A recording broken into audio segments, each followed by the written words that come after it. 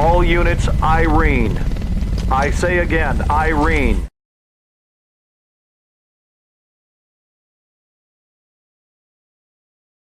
EP Magazine is starting another year of bringing our readers a wide selection of informative articles, helpful resources, and inspiring stories for people with disabilities and special healthcare needs of all ages.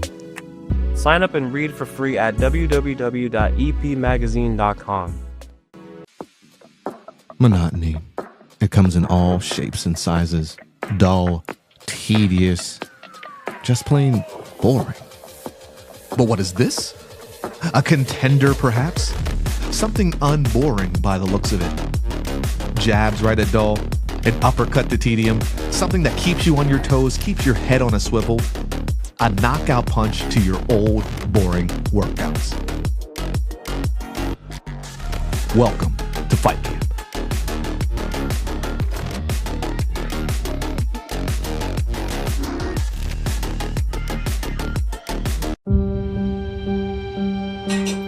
Am I under arrest?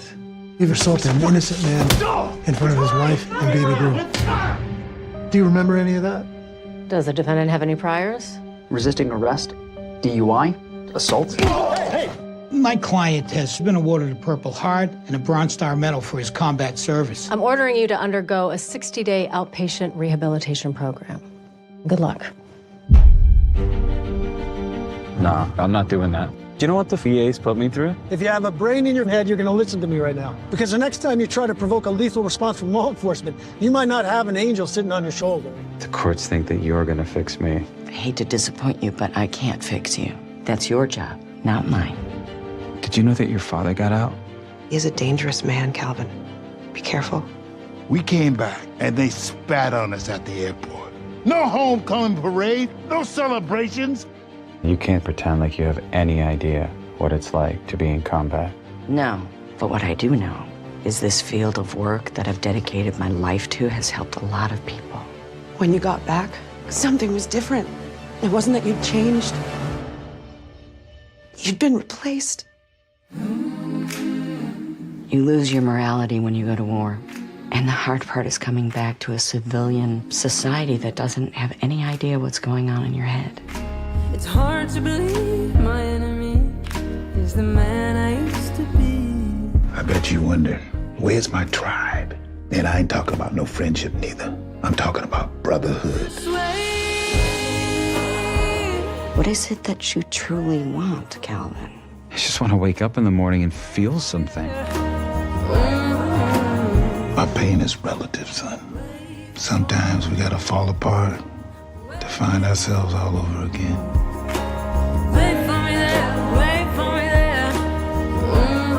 You were willing to give your life for your country. Now maybe you can try living for it. What are you feeding this guy? Look at this. What do you want? I did 4 tours. Of the Cheesecake Factory. Oh! Okay. Little spicy, little spicy.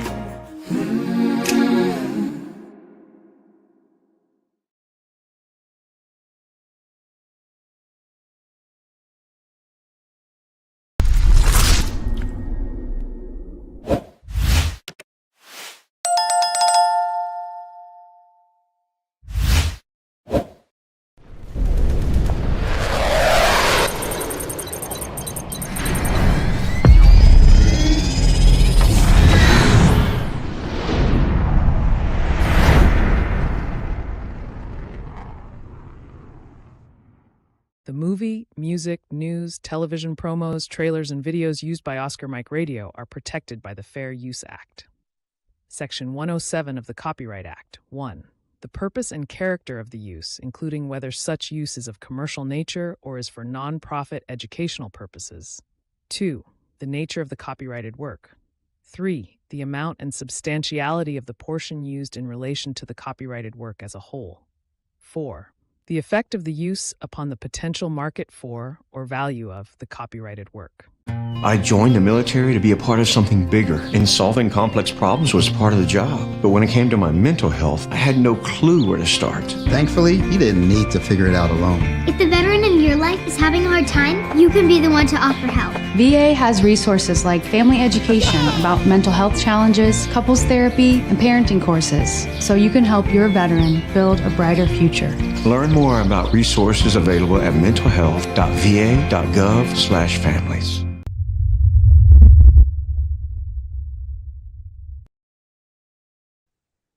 Hello and welcome again to Oscar Mike Radio as we count down to number 500.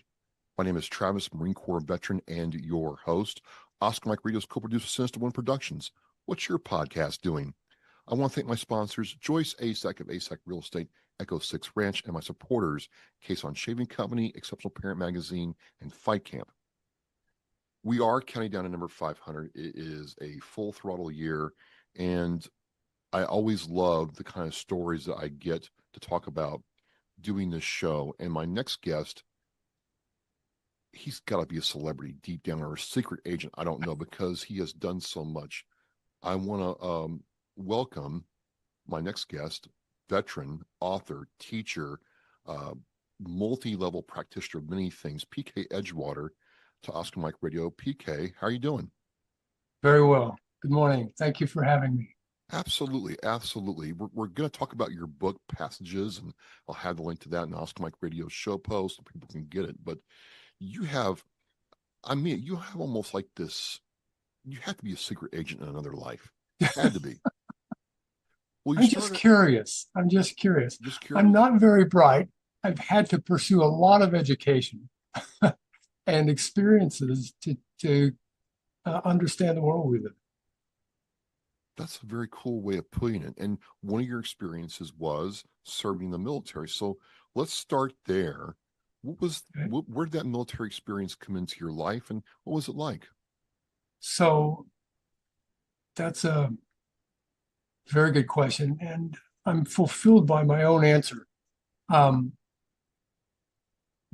have 5 siblings. I've had 5 siblings. And when the 6 of us were growing up, certainly by chance, came along the Vietnam War. And my sister, the oldest sibling, joined the Marine Corps after high school. She and a girlfriend just wanted to have an adventure and get away from working in the cafeteria after school. So they joined the Marine Corps, and the U.S. was involved in Vietnam at that time, on sort of an instructional basis. We weren't involved in the hot war at that time. But then my eldest brother of 4 brothers got into trouble in high school and at home at age 16, and he dropped out of high school and joined the Navy. And the next 3 brothers followed him after they graduated from high school and joined the Navy. And it was during those years, during the early mid 60s up through the early 70s, that the war ramped up. As the casualties mounted, the controversy mounted, and then when I graduated high school, I was recruited to the Air Force Academy by the wrestling coach, and that was an opportunity that I couldn't pass up. So I did that, and during my first 2 years of officer training, we withdrew from Vietnam, a very messy withdrawal, as you may be aware. Yeah. But so I and my siblings sort of spanned the arc of the Vietnam War, and that brought home to our house a very rich experience for discussion and introspection. And there were some things that came out of those discussions that revealed a particular aspect of the psycho-emotional impact of war on young people that most people may not be aware of, most readers may not be aware of. So I'm hoping that an audience of civilians will take a look at this and learn something. And I think, vets will recognize this readily. What was your role, function, MOS in the Air Force, PK?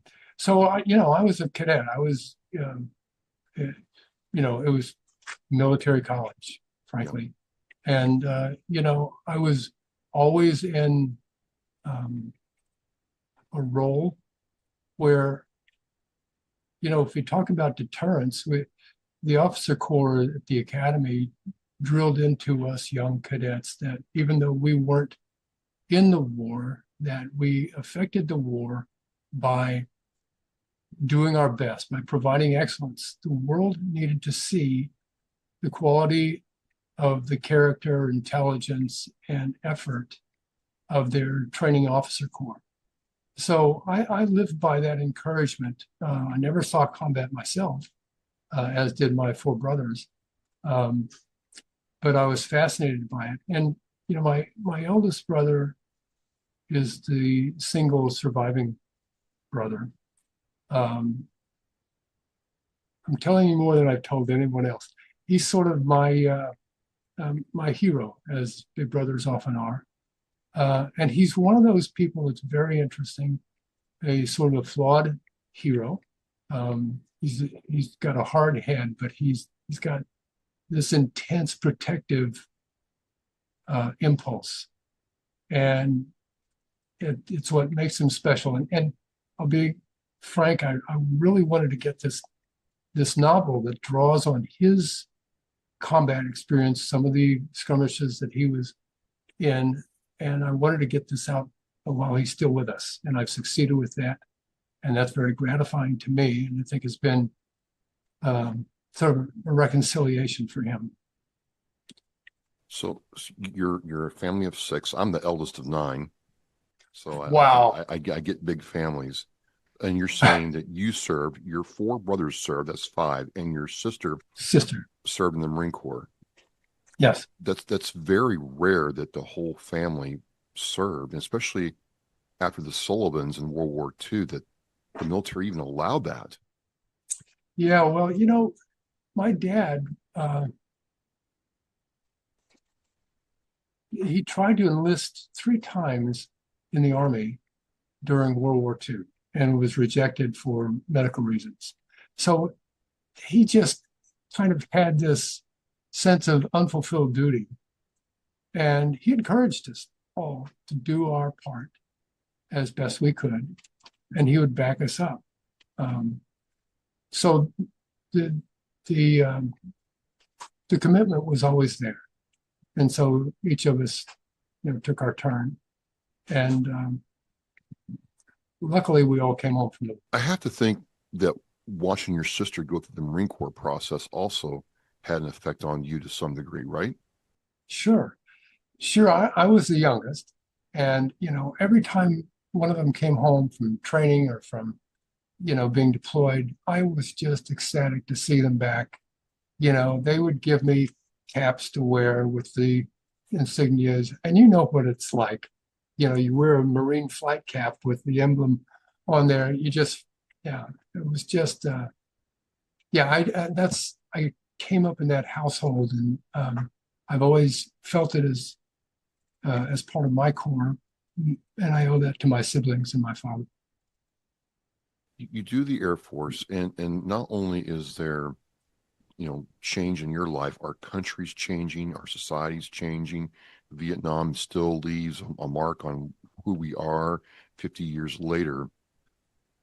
What was the transition like out of the Air Force into civilian life at that time? So for me, it was pretty flawless.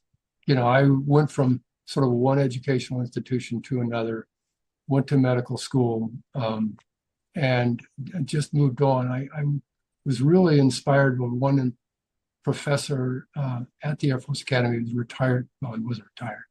He was an active colonel at that time. He just inspired me in the life sciences. And, that in my first year at the academy, I could see my trajectory was being set. So it wasn't difficult for me. It was most difficult for the 3 oldest brothers. They came back and, experienced, some ridicule and denigration by the general population.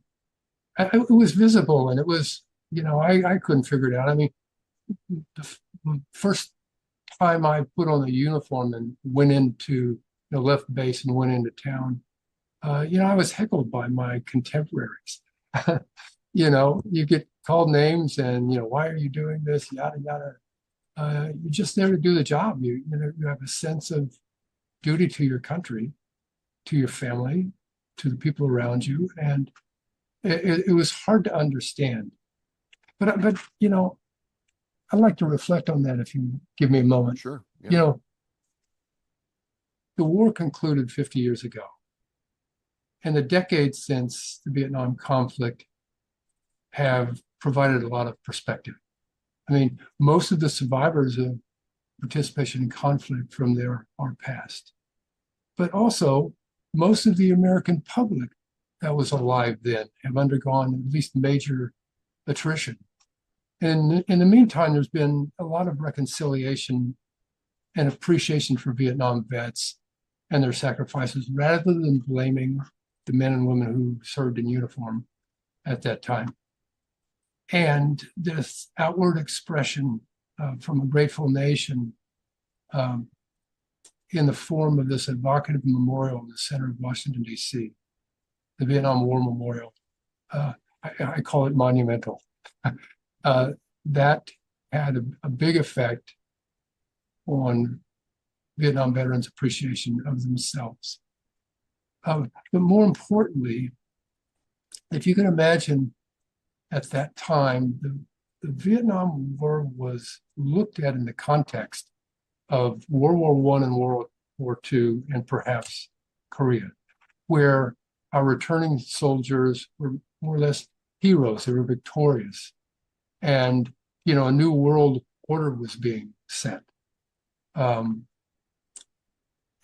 since then, civilians have gotten a better understanding of, many unnecessary wars that are easy to start and get bogged down in without being concluded with definable results. And so the Vietnam War, I think, is being held in a different context. It was that first war that there was so much confusion, so much doubt and controversy over the objectives and the point at which we returned. So I think Vietnam vets and that conflict is held in a different context. And that's valuable to all of us, to be able to look at that and learn. You develop your professional career. You go through a whole lot of discovery and learning in your life. What was it then? What was the catalyst to say, you know what, I'm at this point in my life, I've had all this time to reflect, and I've seen our nation reflect, as you just mentioned, to say, you know what, I want to try to write this book called Passages. Where did that come from, PK? Well, there's sort of a bifurcated answer to that. I'm an odd duck. I was not a fiction reader through my professional life. If I had time to read, I would be reading technical material, to stay up in my specialty, practice management, global health, political economy. But towards the end of my career, when I was looking at retirement, I reflected on, what made my practice life, my professional life so rich. And it was the opportunity that I had to observe and walk with so many just ordinary people who were facing incredible challenges, medical challenges, disability. And a lot of them were vets and vets' families.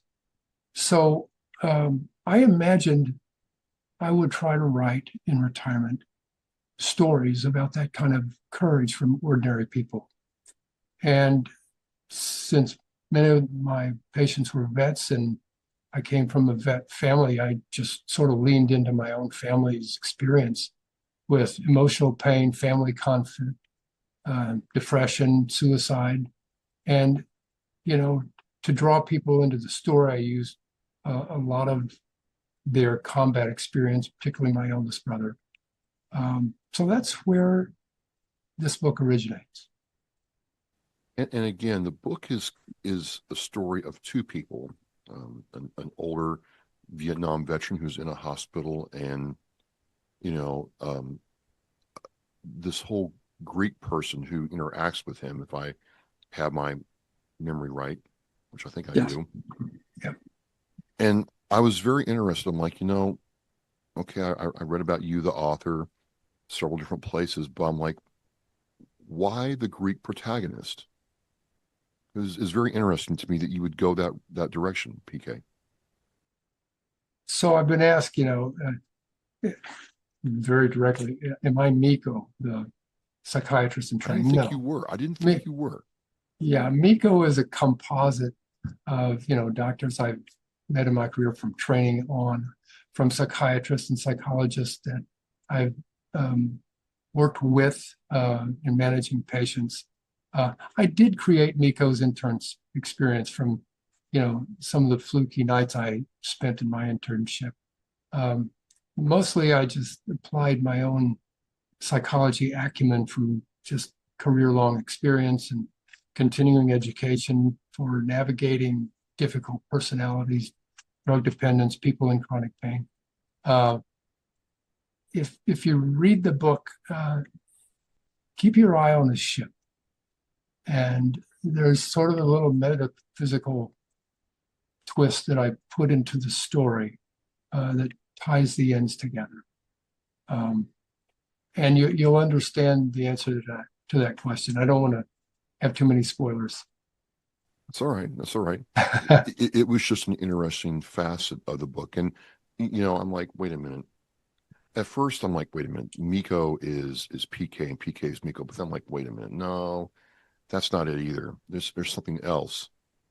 And I felt like the veteran, on the part I was able to read, and then other things, I'm like, this veteran then is either somebody that is close to him or a composite of veterans he's served through his medical practice throughout the years.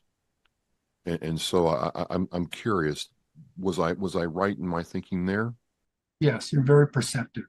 And the other utility of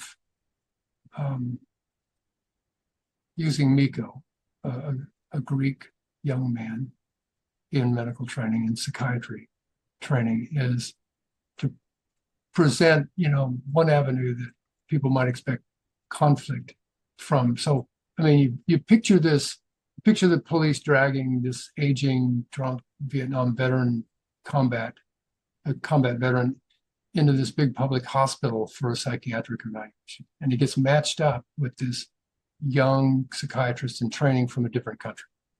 And some people might expect some friction just from that mashup.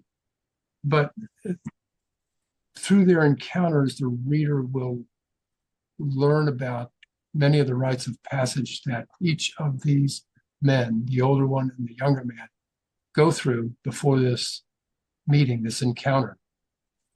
And they'll also find out other parts of the conflict, why the vet had a single round in the chamber of his weapon when he was arrested. So the two men are meeting at the opposite ends of their lives, so to speak. Yeah.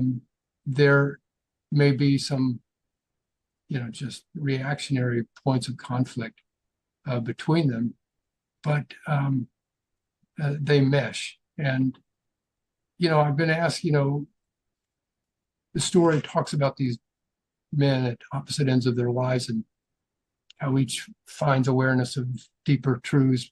But often people have to interact because they have little alternative. They need something from each other, something of value. So they make it work.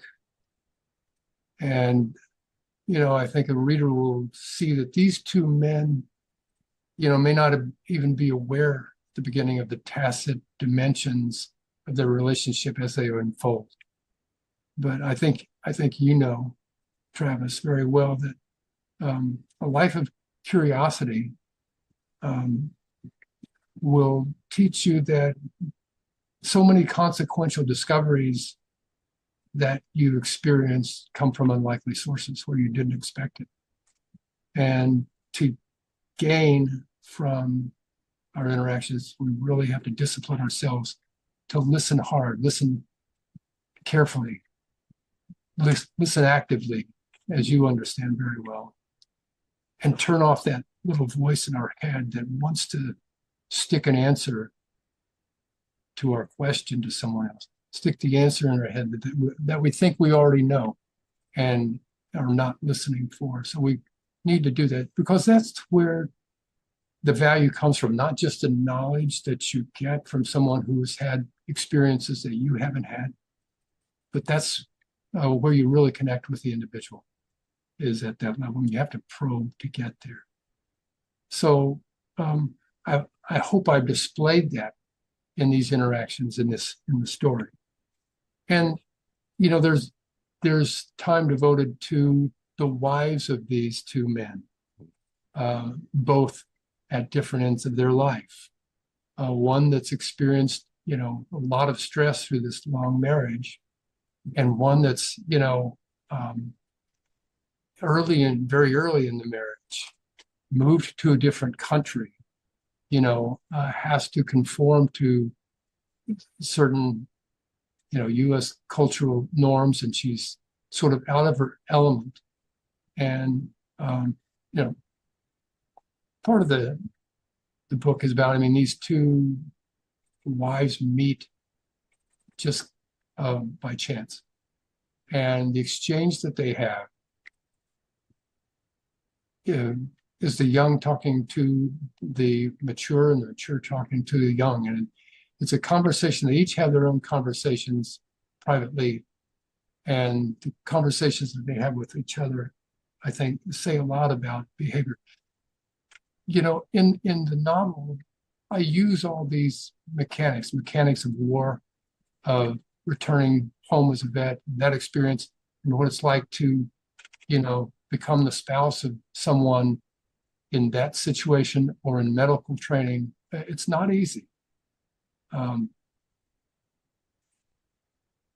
think the depictions have something for every reader.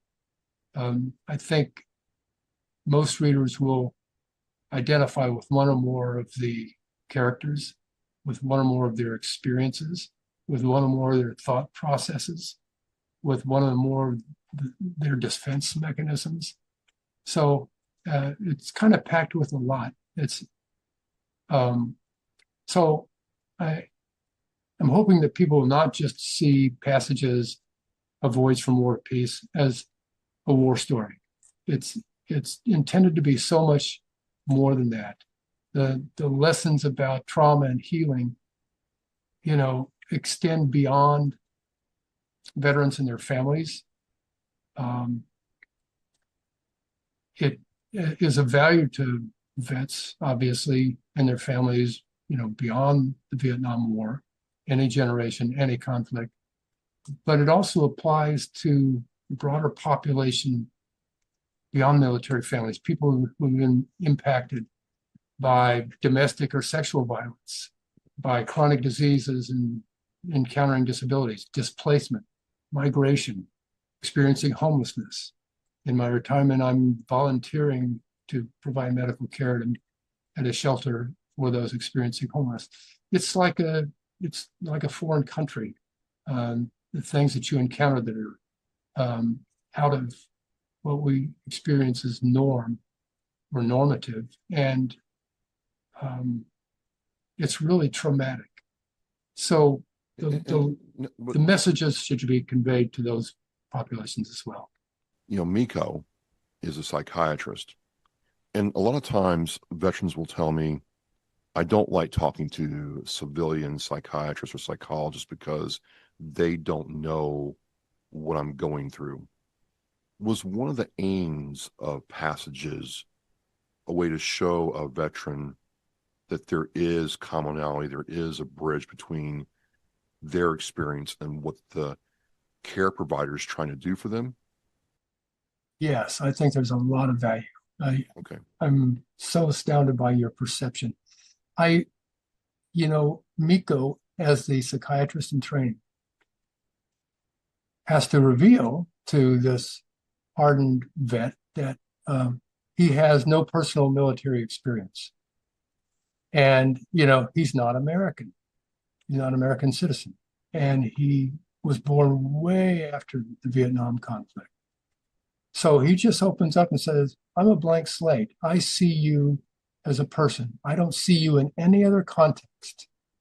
I have no basis to make judgments of you except for your good. So that's a helpful mechanism in the book, to just lay it open, no judgment. Let's just talk. Let's get to what's driving your anxiety, your anger, your substance abuse. Let's just get to it without any precautions. So thank you for asking that question. I think readers need to understand that point of view. So another question, kind of more personal. You spent the majority of your career, military and otherwise, healing people. And in fact, in retirement, you still have this desire to serve, to heal. What part of this book are you trying to heal? What I mean is, you wrote this book, and I think, I've understood listening to you that it was part for your family's experience, part for the veteran, what we just talked about. But what part of you did this book heal, if I can phrase it that way, PK? That's a very intimate question. My answer is, I will answer it. I think I mentioned before that I held my siblings in high regard. Yeah. And particularly my eldest brother was sort of my hero. And I watched him at good times, at strong times. And I watched him when he was really off the rails. And as he aged and mellowed, and I did some of the same, and we were losing some of our siblings. I really wanted to get to know him. I wanted to resolve in my mind, in my heart, how in one person there can be such qualities, such richness of sense of duty, sense of protectiveness, of sense of doing the job right consistently, sense of leadership. He has all those qualities, and yet, you pour a little fuel into him, and things just go off the rails. And he's the type of guy that, with those qualities, comes this other side of the coin where, sometimes he sees things in black and white. And in his dealings with people, it's black and white. You're either this or you're that. You're either doing or you're out. And, in my profession, you have to see people in all gradations. You have to see people on all kinds of spectrums, that they're strong at this, they're not so strong at this. How do you amplify their strengths and protect them from their weaknesses? So, I love my brother, and I just wanted to understand him better, and I've learned a lot. And we still remain tight as thieves. It's very interesting to me because when I think about it, and the people I've talked to over this amount of time, I've talked to a lot of veterans who write about their experience. I've talked to wives who didn't know about their husband's service and learned about that and wanted to do that. But I've never really talked to a sibling trying to use a book to honor and show connection with another sibling who you both served in the military. It's very unique. And again, I go back to, I got to tell you honestly, I read a whole lot about the Sullivans in World War II who all got killed at the same time. And major policy was changed since then. I'm still surprised. I shouldn't be, but it's still surprising to me that they allowed all of you, your sister included, to kind of serve in the same time frame. So we served in the same time frame. The one unique step was two of my siblings were twins. Oh, really? And yeah, and they were, of course, so close to each other. You can imagine. But they deployed first on two different destroyers, and they requisitioned to, get together on the same destroyer. And the law had been changed. The regs had been changed to allow that only with the sailors' consent and with their parents' consent. And my parents, they knew the nature of the twins' relationship, so they signed affirmatively. Just lighten up a little bit. Did your sister ever lord it over you all that she was a Marine and you all weren't? I'm a Marine veteran myself, so that had to be some really interesting conversation come November 10th and 11th for Veterans Day. Had to be. Yeah, she wouldn't let down her guard, of course, but she was the oldest and she was a sister.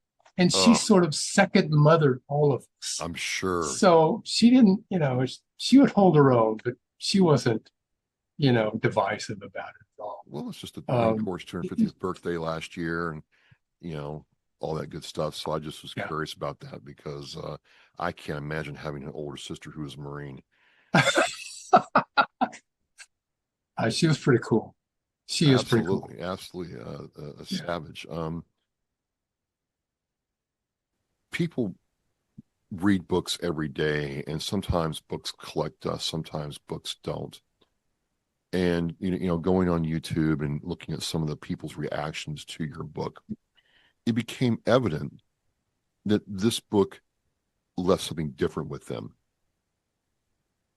And I'm curious, as you put this book out there and talk to more people about it and they read it, do you feel that you accomplished the mission that you had?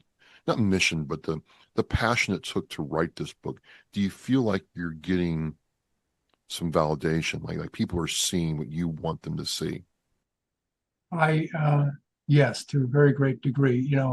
I got this book and I fulfilled my intentions, and I was really pleasantly surprised to see some of the reviews, not only from Kirkus and Publishers Weekly and Literary Titan, very, very favorable reviews, but just from readers. And it's kind of across the spectrum.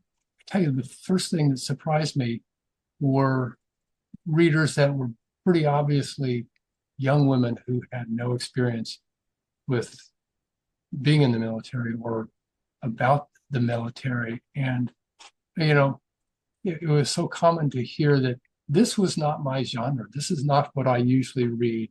But, I picked it up and just couldn't put it down because it showed me so many things that I've wondered about but didn't understand. And that's very gratifying.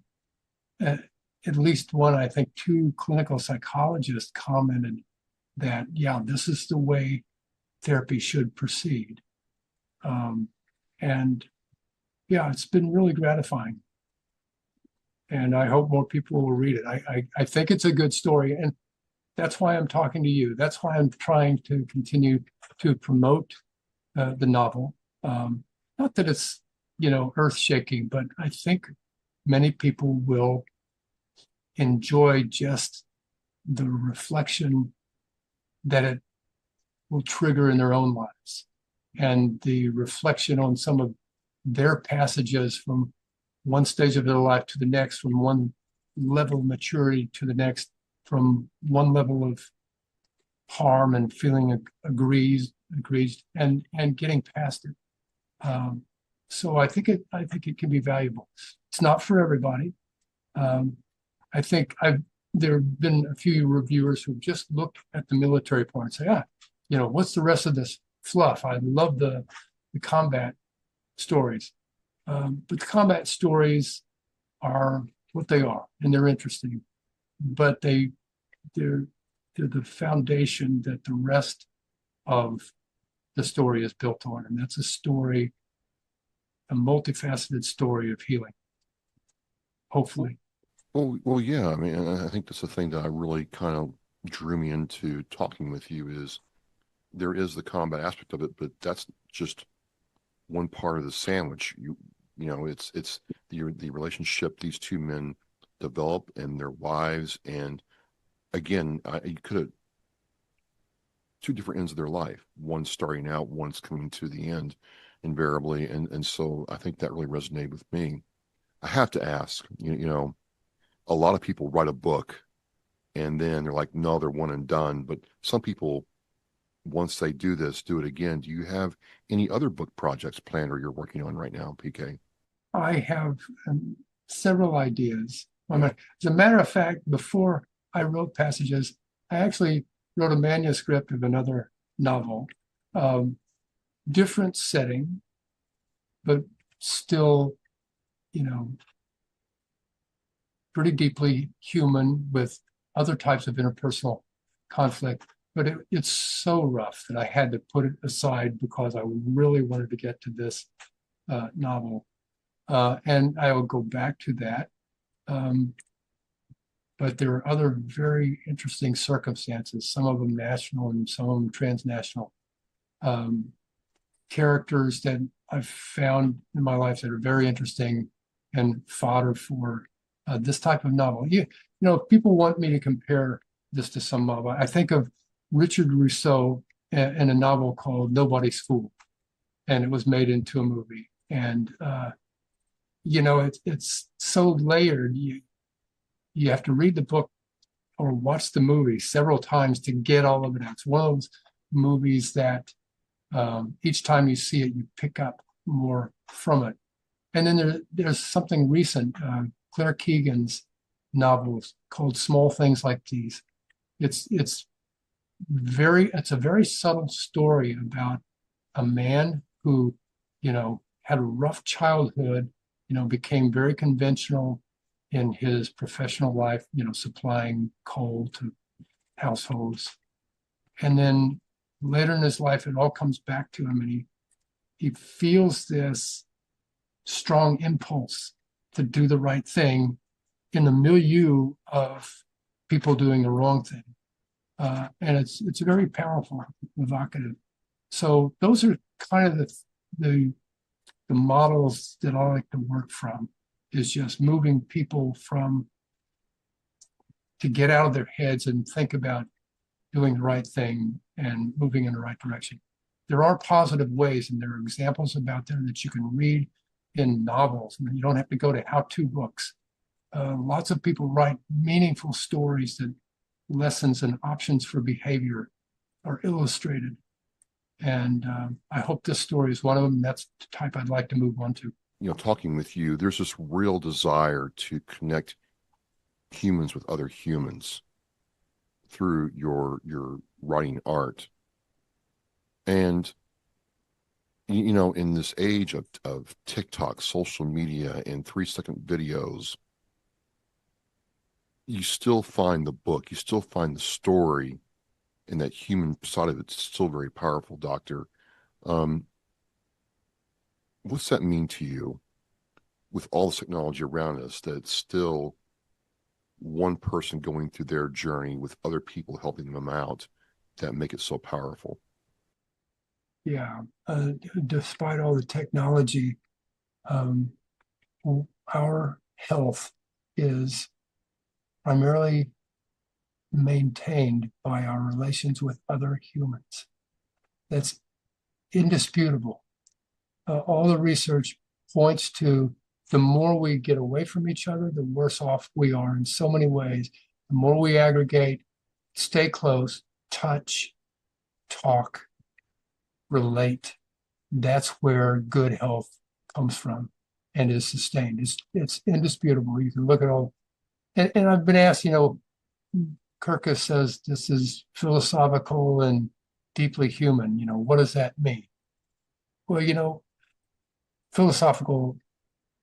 philosophy is the love of knowledge and seeking understanding. Any deeply held conviction without hard evidence is philosophical. Really, any notion that provokes one to ponder is, which this book is descriptively philosophical. Deeply human refers to what humans do best of all forms of life, and that is self-awareness, introspection, and the emotional component that we put into our decision making. So the electronics are nice.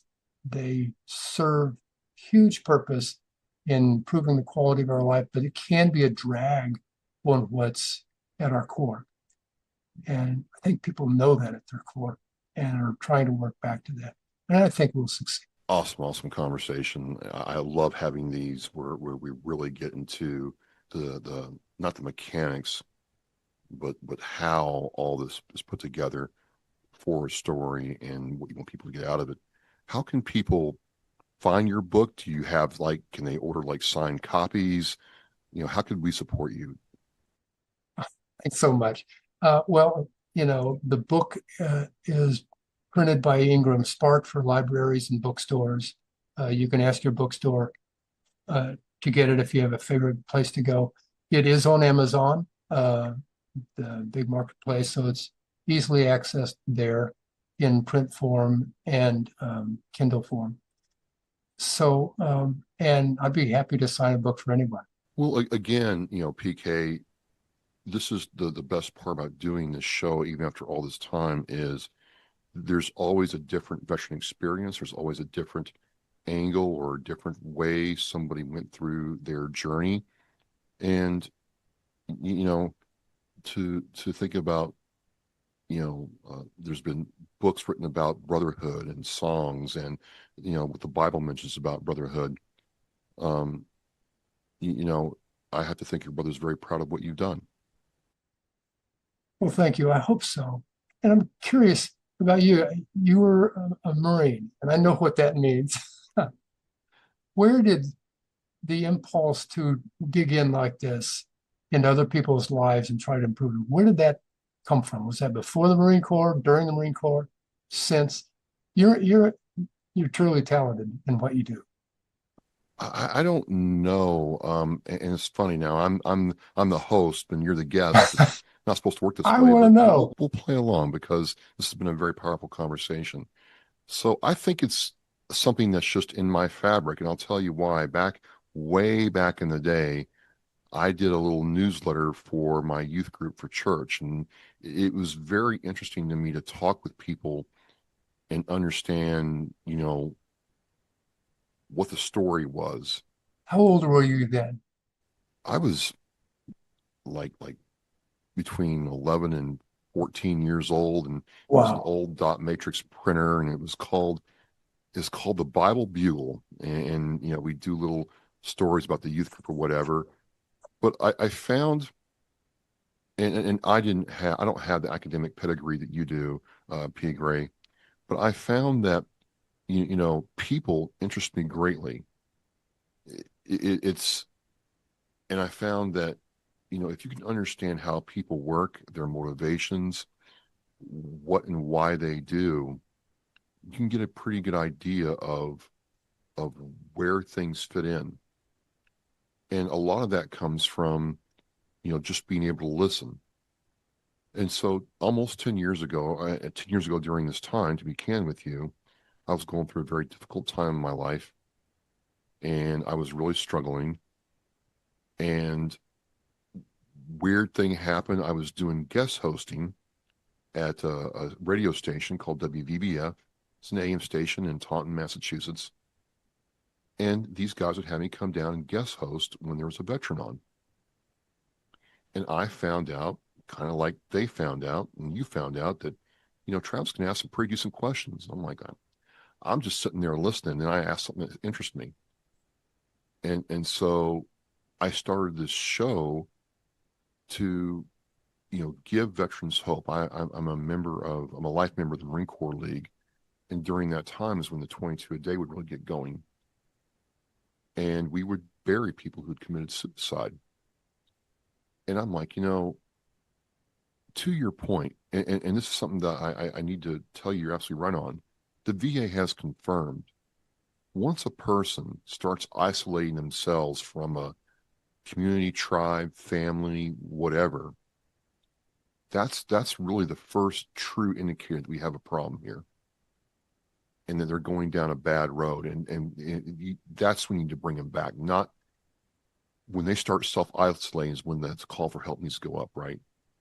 And so I want to provide some way, somehow, where if I told a veteran's story or talked about some of the things that I had been through, that maybe there's some other veteran out there that might walk away from that abyss. Because at that time, I can tell you candidly that it's a virtual certainty. Yeah. I stared in the abyss several times. Yeah. This empty blackness. I knew where the ledge was absolutely several times. I didn't do it. I don't think I call it the vortex. Yeah. And the vortex. Yeah. And what happened was I started doing this show, and the first 30, 40 episodes were terrible. But what started happening was I started enjoying this process, much like your writing process of sitting down with a complete stranger, meeting them where they are, and trying to draw out something that their family didn't know, they didn't know, whatever, and seeing if people could benefit from that.